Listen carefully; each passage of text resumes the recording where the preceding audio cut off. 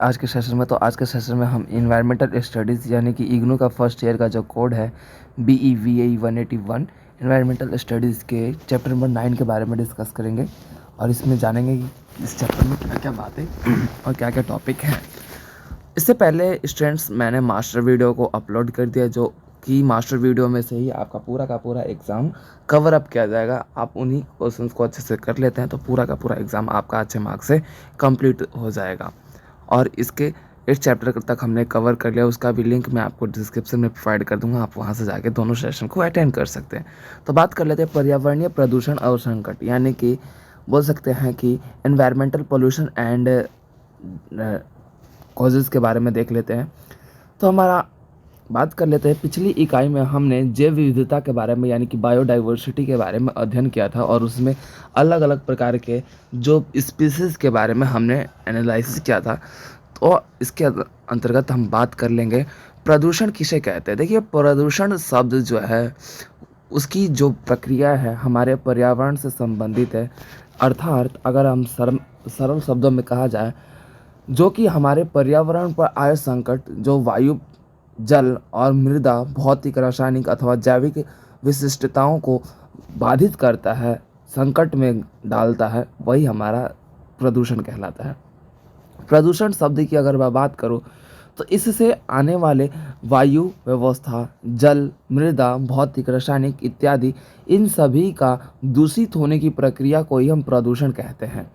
मानव क्रियाकलापों का द्वारा जो है प्रतिकूल ना होना, पर्यावरण संकट आना, ये आपका प्रदूषण का बोल सकते हो प्रदूषक का एक महत्वपूर्ण कारण कहलाता है।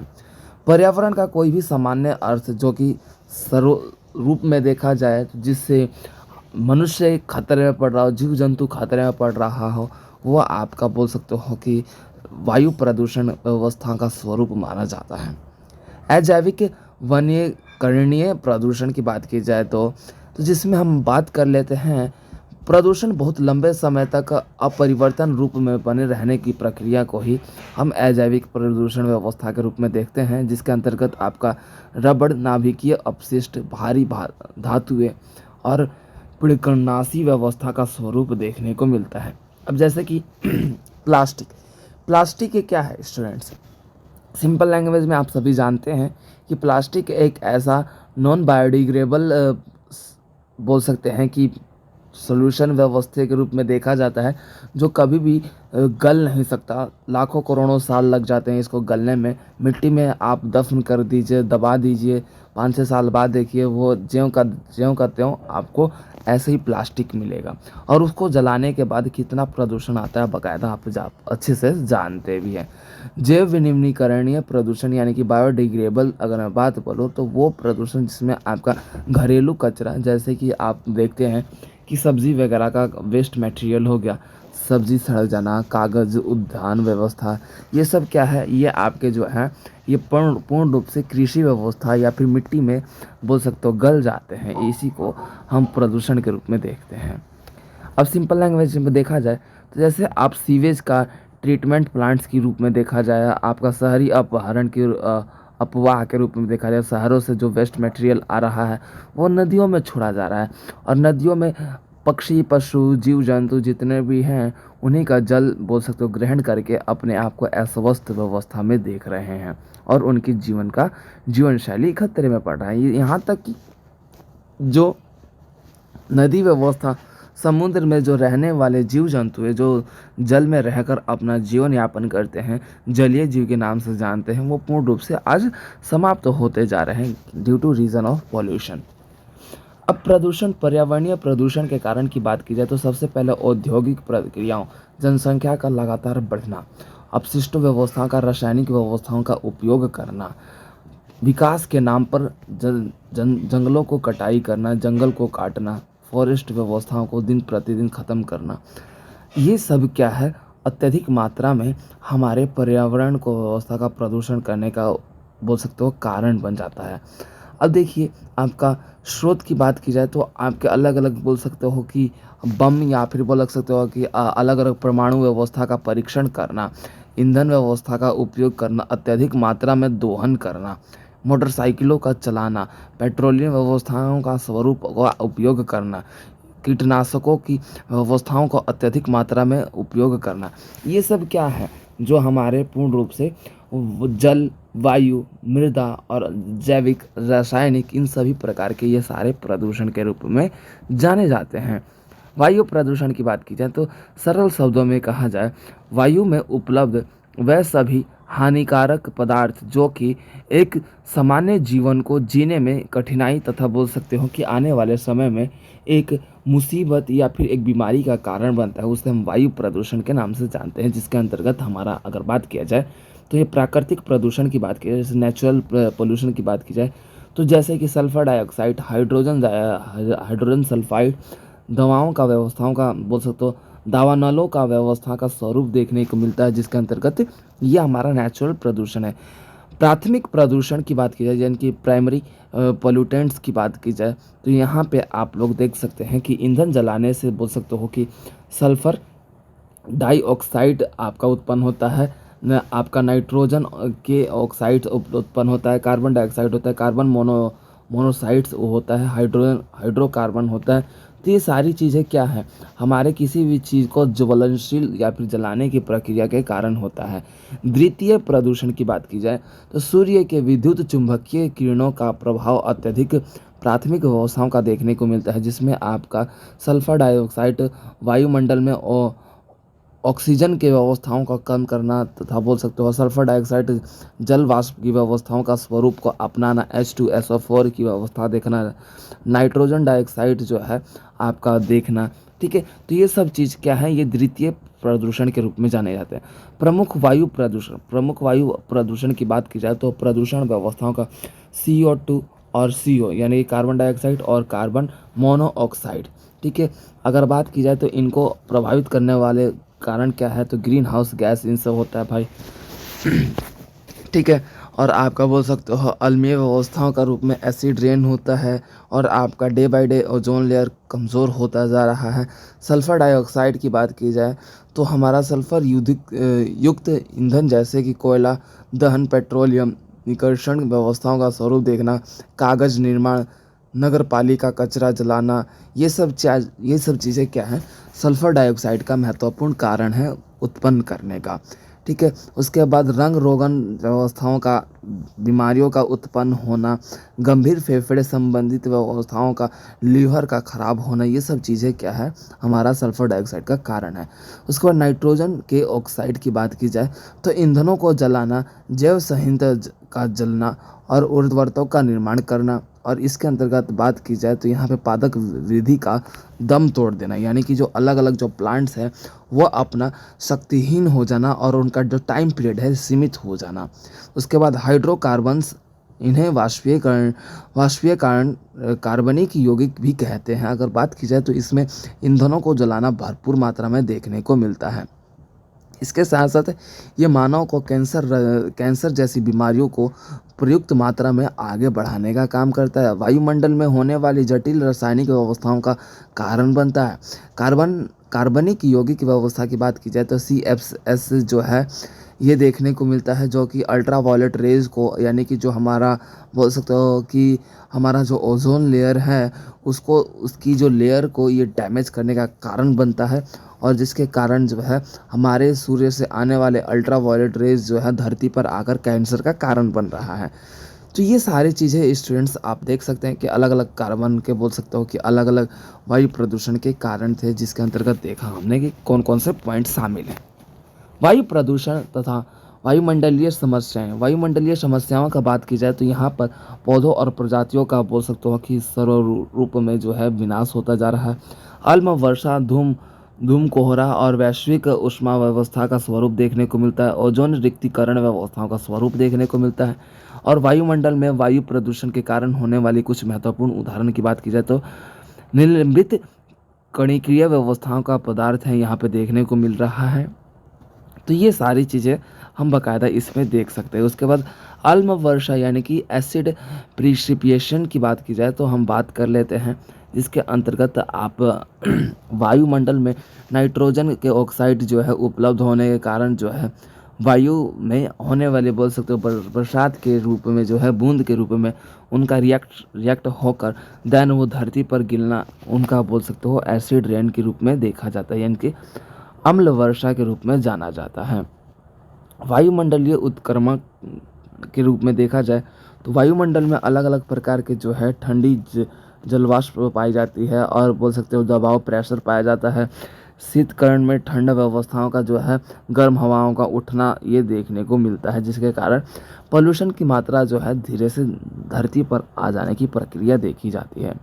उसके बाद केस स्टडी भोपाल गैस त्रासदी, जो कि आप सभी जानते हैं कि ये घटना कब घटित हुआ था। 1969 के बड़ी एक विश्वव्यापी स्तरीय व्यवस्थाओं का कंपनी यूनियन कार्बनिक कॉरपोरेशन व्यवस्थाओं का रूप देखा जाता है, जिसके अंतर्गत बात किया जाए तो यहाँ पर 1979 में इसमें मिथाइल ऑक्साइड साइनेट नाम की एक बड़ी त्रासदी हुई, जिसके अंतर्गत बड़े पैमाने पर यहाँ पर बोल सकते हो लोगों की हानि हुई। और इसकी बात की जाए तो ये घटना कब घटित हुआ था, 1884 2 दिसंबर की रात, जब कारखानों में नियमित काम चल रहे थे तो रात 9:30 बजे यानी कि 9:30 पे जो है जल व्यवस्थाओं का भ्रमण व्यवस्था का स्वरूप देखने को मिला। और रात 3 दिसंबर 1984 में भोर होते होते ये भंडार टैंक में संदूषण व्यवस्था के कारण होने वाले 40 टन विषैली गैसों का जो है बाहर निकलकर विस्फोट होने की प्रक्रिया के कारण जो है लगभग 1 लाख लोग गैस से बुरी तरह से जख्मी हुए। और इसकी जनसंख्या की बात की जाए तो 25 लोगों का जो है बोल सकते हो कि पूर्ण रूप से जान ले लिया। और ये एक आंकड़ा जो है पूर्ण रूप से इससे अत्यधिक माना जाता है। ठीक है, तो ये स्टूडेंट ये देखने को मिलता है कि हमारी सोसाइटी में हमारे समाज में अलग अलग प्रदूषण के कारण देख लीजिए स्टूडेंट्स उस समय की घटनाओं के कारण भोपाल गैस त्रासदी के दौरान मानव जनसंख्या का मिथाइल ऑक्साइड पे जो प्रभाव पड़ा, देख लीजिए किस तरीके का प्रभाव पड़ा है। अपंग और बोल सकते हो कि अपाहिज लोगों का स्वरूप देखने को मिले। तो ये सारी अलग अवस्थाएं जो है मनुष्य के जीवन काल व्यवस्था पर बहुत बड़ा प्रभाव डालता है स्टूडेंट्स। अब उसके बाद जल प्रदूषण की बात की जाए तो जल प्रदूषण आप लोग जानते हैं कि जल में उपलब्ध वह सारी पदार्थ जो कि जल को प्रदूषित करते हुए बोल सकते हो जल में रहने वाले जीव जंतु या फिर बोल सकते हैं कि वो पूर्ण रूप से प्रदूषित होने की प्रक्रिया को बोल सकते हैं कि उसी को जल प्रदूषण कहा जाता है, जो कि पीने योग्य या फिर बोल सकते हो कि साफ पानी ना हो। तालाबों, झीलों और भूमिगत जल में व्यवस्था पाए जाने वाला वो सभी पदार्थ जिसके अंतर्गत आज पूर्ण रूप से पीने के कारण जो है मानव का जो स्वास्थ्य है खतरे में पड़ता हुआ जा रहा है। तो ये स्टूडेंट्स आप देख सकते हैं इसमें भी रासायनिक कारण है, जिसमें केमिकल एजेंट्स भी देखने को मिलते हैं। क्योंकि आजकल फैक्ट्रियों से होने वाले उत्पन्न जितने भी रासायनिक व्यवस्थाओं के जो केमिकल्स लिक्विड है उनको हम क्या कर रहे हैं, तालाब, झील, नदियों में बहा दे रहे हैं या फिर उनको छोड़ दे रहे हैं, जिसके कारण जो है आज दिन प्रतिदिन जो है जल प्रदूषण का कारण बन चुका है। उसके बाद समुद्री प्रदूषण की बात की जाए तो देखिए समुद्र किनारे जो बसे अलग अलग प्रकार के जो डैम्स हैं, अलग अलग जो फैक्ट्रीज है, उद्योग है, उनसे होने वाले जो पदार्थ हैं जो जहरीली होती हैं उनको डायरेक्ट जो है समुद्रों में छोड़ दिया जाता है। और जिसके कारण बोल सकते हैं कि यहाँ पे देख लीजिए आए दिन समुद्र से तेल रियासतों का स्वरूप देखने को मिलता है। जो तेलों को ले जाया जाता है और अचानक से किसी घटना कारण वो जो है तेलों का पूर्ण रूप से जहाज जो है स्वरूप रूप में ख़त्म हो जा रहा है या फिर किसी दुर्घटनाग्रस्त जो हो जा रहा है, जिसके कारण तेलों के रसाव से जो वहाँ के जीव जंतु हैं उनका जीवन पूर्ण रूप से खतरे में और उनका बोल सकते हो कि स्वरूप जो है विनाशकारी देखा जा रहा है। उसके बाद भी धूली ऑक्सीजन की बात की जाए तो ये देखने को मिलता है कि ये ऑक्सीजन की मात्रा, धूली ऑक्सीजन मात्रा का दर्शाता है कि धूली ऑक्सीजन उच्च मात्रा का अर्थ है कि जल का गुणवत्ता अच्छी है। और धूली ऑक्सीजन ने निम्न पदार्थों का आज स्वरूप देखने को मिला कि इन सब का समाप्त हो चुका है। तो स्टूडेंट्स ये था आपका बोल सकते हो जल प्रदूषण। अब आ रहा है मृदा प्रदूषण। मृदा प्रदूषण यानी कि सोयल पॉल्यूशन की बात कर रहा है। सभी समस्याओं से थक हार कर आज हम देख सकते हैं कि किसान सबसे ज़्यादा इसमें किसान का स्वरूप देखने को मिल रहा है कि आज बढ़ती हुई जनसंख्या के कारण अनाज यानी कि बोल सकते हो कि खाने पीने की व्यवस्थाओं को क्वांटिटी को बढ़ाने के लिए अलग अलग प्रकार के कीटनाशक रासायनिक व्यवस्थाओं का स्वरूप कर यूज़ कर रहे हैं और हम अपने खेतों में लगातार अलग अलग प्रकार से जो है नगर निगम द्वारा जो है खाद्य जो बनाया जा रहा है उनको बोरी के बोरी डब्बे के डब्बे जो है हम अपने खेतों में छिड़काव कर रहे हैं, जिसके कारण मृदा सबसे अत्यधिक मात्रा में पोल्यूटेड हो रहा है। और अलग अलग बात की जाए तो अलग अलग स्थानों पर जो है हम फैक्ट्री उद्योग लगा रहे हैं और उनको क्या कर रहे हैं, हम उसके धरती में सीधा सीधा हम उसको प्रवाहित कर दे रहे हैं, जिसके कारण आज मृदा का जो स्वरूप है और सॉइल इरोजन यानी कि मृदा अपरदन के कारण अलग अलग क्षेत्रों से जो बोल सकते हो कि रासायनिक मृदा हैं वो पूर्ण रूप से दूसरे क्षेत्र में जाकर अपना प्रकोप दिखा रही हैं। तो ये आपका मृदा अपरदन कहलाता है। उसके बाद ध्वनि प्रदूषण, जिसे हम नॉइज़ पोल्यूशन के नाम से जानते हैं। ध्वनि प्रदूषण की बात की जाए तो दैनिक जीवन के लगभग असंभव अवस्था का आज शोर शराबा का जो जीवन बन चुका है और आज धीरे धीरे जो है मनुष्य जो है अपने डेवलपमेंट के नाम पर आज इन सभी जो अवस्थाओं से घिरते हुए नज़र आ रहा है। ध्वनि आज के टाइम पे देखा जाए तो मनुष्य जो है अशांति से घिरा हुआ है। अशांति, जहाँ पर किसी भी प्रकार की शांति ना हो, उससे घिरा हुआ है और मनुष्य के इसी शोर शराबे के कारण आज डे बाय डे जो है मनुष्य अपना जो डेसिबल व्यवस्था का यानी कि जो सुनने की जो शक्ति है वो दिन प्रतिदिन खोते हुए नज़र आ रहा है।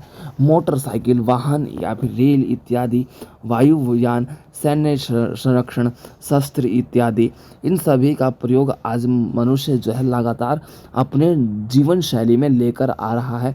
यहाँ तक का लगातार मोबाइल फ़ोन का यूज़ करना और लगातार कानों में ईयरबड लगाकर लंबे समय तक म्यूज़िक सुनना, ये सभी क्या है, हमारे पिच, हमारे ध्वनि, हमारे डेसिबल को जो है संपूर्ण रूप से खतरे में डालना, ये सारी प्रक्रिया आज हम अपने सोसाइटी में देख रहे हैं, जिसके कारण इससे होने वाले बोल सकते हैं मानव के ब्रेन में जो डायरेक्ट अटैम्प्ट कर रहा है, जिसके कारण मानव का जो मस्तिष्क जो ब्रेन है वो पूर्ण रूप से वर्क नहीं कर पा रहा है।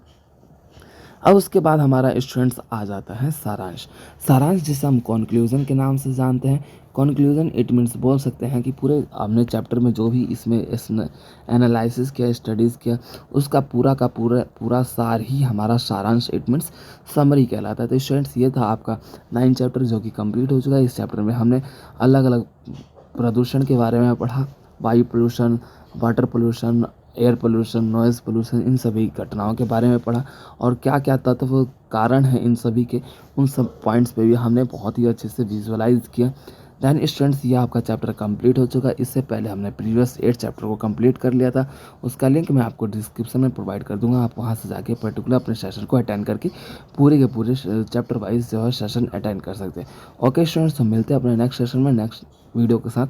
तब तक के लिए अपना ध्यान रखिए, take care. And one more thing students, इसका मास्टर वीडियो मैं अपलोड कर चुका हूँ जो कि एग्ज़ाम में आने वाले क्वेश्चन है, वो उसका लिंक भी आपको डिस्क्रिप्शन में मेंशन कर दूंगा। आप वहां से जाके उस सेशन को भी अटेंड कर सकते हैं।